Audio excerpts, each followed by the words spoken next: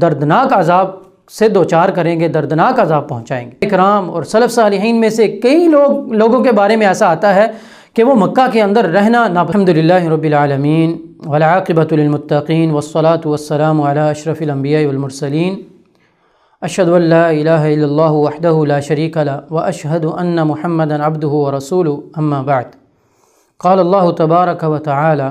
ومن یرد فیہ بإلحاد بظلم نذقہ من عذاب علیم۔ صحیح بخاری اور صحیح مسلم کی روایت ہے، اللہ کے نبی صلی اللہ علیہ وسلم فرماتے ہیں ان ابراہیم حرم مکہ ودعا لہا، ابراہیم علیہ السلام نے مکہ کو حرام قرار دیا، حرمت والا قرار دیا اور اس کے لیے دعا کی، اور میں محمد صلی اللہ علیہ وسلم مدینہ کو حرمت والا قرار دیتا ہوں اور اس کے لیے دعا کرتا ہوں۔ گویا کہ یہ حرمت وحی کے ذریعے ہوئی، اور مکہ کی تو خاص طور پر اللہ کے نبی صلی اللہ علیہ وسلم نے فرمایا کہ اس کی حرمت تو اس وقت سے ہے کہ جب سے اللہ رب العزت نے آسمان اور زمین کو پیدا کیا ہے۔ اب اس میں وہ کون سی چیزیں ہیں جن سے ہمیں بچنا چاہیے، جن کا ہمیں خیال رکھنا چاہیے؟ اس میں سب سے پہلی چیز وہ یہاں کا شکار کرنا ہے، شکار کو بگانا،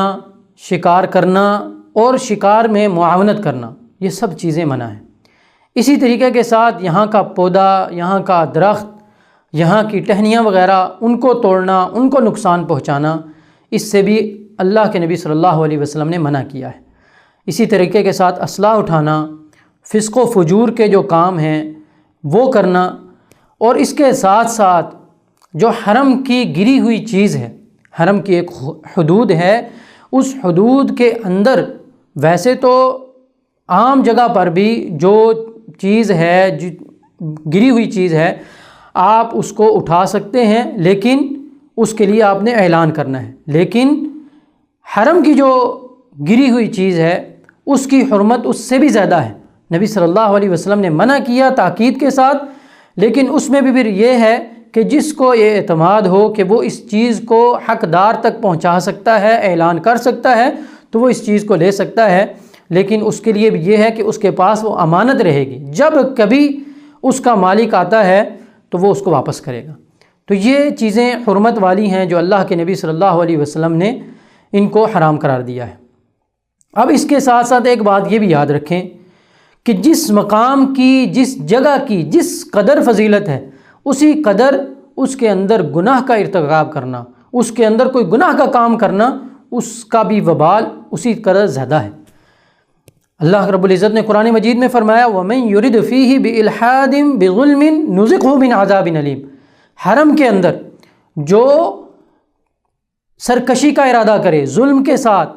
یہاں پر ظلم والا کوئی کام کرے، سرکشی کرے، زیادتی والا کوئی کام کرے، نُذِقْهُ مِنْ عَذَابٍ أَلِيمٍ، ہم اس کو دردناک عذاب سے دوچار کریں گے، دردناک عذاب پہنچائیں گے۔ تو یہی وجہ ہے کہ صحابہ اکرام اور سلف صالحین میں سے کئی لوگوں کے بارے میں ایسا آتا ہے کہ وہ مکہ کے اندر رہنا تھے، مکہ سے ڈرتے تھے کہ کہیں یہاں پر ہم سے کوئی گناہ سرزد نہ ہو جائے۔ یہ حرمت ایسی تھی، یہ عظمت ایسی تھی کہ جاہلیت میں بھی لوگ اس کو جانتے تھے اور ان کے سامنے یہ حرمت رہتی تھی اور اس کا وہ خیال کیا کرتے تھے۔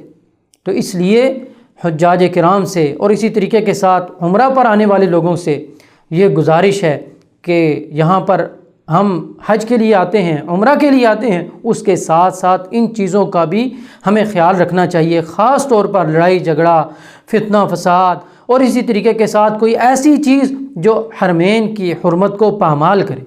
جو نبی صلی اللہ علیہ وسلم کی بنائی ہوئی مسجد اور جس کو ہم مسجد نبوی کہتے ہیں اس کی حرمت کو پامال کرتی ہو۔ ان تمام چیزوں کا ہمیں خیال کرنا چاہیے۔ اللہ رب العزت سے دعا ہے کہ اللہ رب العزت ہمیں عمل کی توفیق عطا فرمائے۔ والحمد للہ رب العالمین۔